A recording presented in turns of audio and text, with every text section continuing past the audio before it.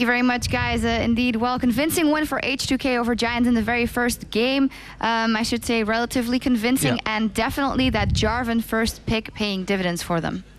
Yeah, I mean, the Jarvan just didn't, I mean, he was pretty much had pressure in the mid lane, the top lane, all early game. He got into the Pantheon's head. He counter-ganked him every single step of the way. And once you start counter-ganking Pantheon and Pantheon gets behind in the Jarvan-Pantheon matchup, it's just Jarvan's game. You just outscale him so hard. And he ended up getting the Jace ahead. The Jace hit his power spike really early. He ended up getting the right items. And you saw in that Dragon fight, it was pretty much a 4v5. And the Jace hit one Shock Blast, just knocked their whole team away from the Dragon. So they weren't really able to go for any objectives. Yeah, the reason Jarvan's really good right now as a first pick is because he's a flex pick, which means you can play in top lane into one of the favorite top laners, Lissandra. I don't think she was banned this game, so this basically said H2k was telling Giants here, yeah, we're going to pick Jarvan. If you guys go Lissandra, we'll just put him in top lane, so you guys can't really pick that.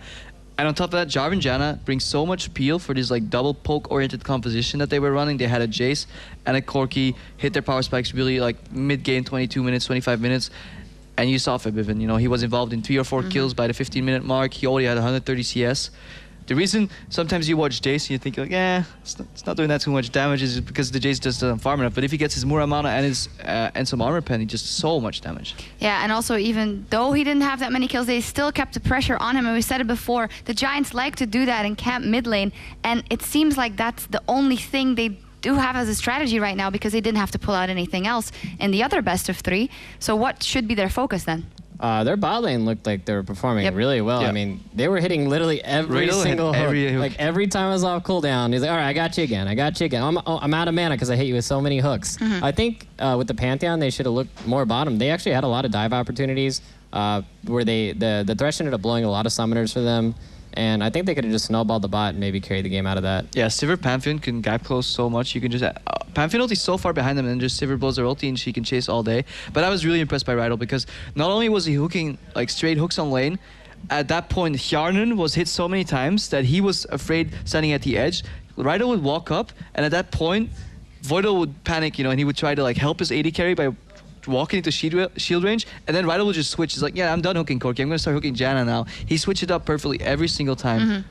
And then in mid-game, yeah, he tried to get in there, got a couple good hooks, but same point that's out during the game as well. The Mercury treads on Jace really saved his ass a couple of times. Yeah, actually in one of the really big fights mid, Jace ended up getting hooked, and the hook duration gets lowered while you have a Merc tread, so I think he misjudged it. I didn't think he really expected him to have those Merc treads so early, and he ended up just baiting his whole team, and they all just died. I do have to say with Giants, they were behind, but they did try and group up and push bottom lane. They went for that engage in the top lane, so they definitely don't just sit back and let the other team roll over them. But if Pepinero doesn't get going, maybe the top lane could be a focus. That Mundo was definitely really annoying. He was just diverting them, then Corki could go and split push. He could split push himself, and he made a big impact. I actually don't think they expected the Mundo pick.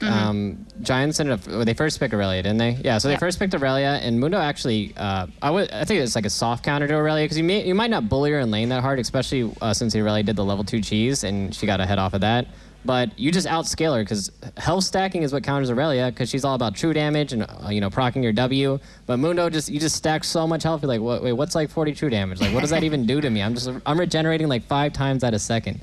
So they just can't kill him once he gets to a certain point. He just puts so much pressure on the map. Yeah, definitely a lot of things that Giants must be looking to ban here. We'll see what they'll come up with in Game 2. It is, of course, a best of 5. Only one game in to see who will join the LCS. The Giants can come back in this next one, so stick around.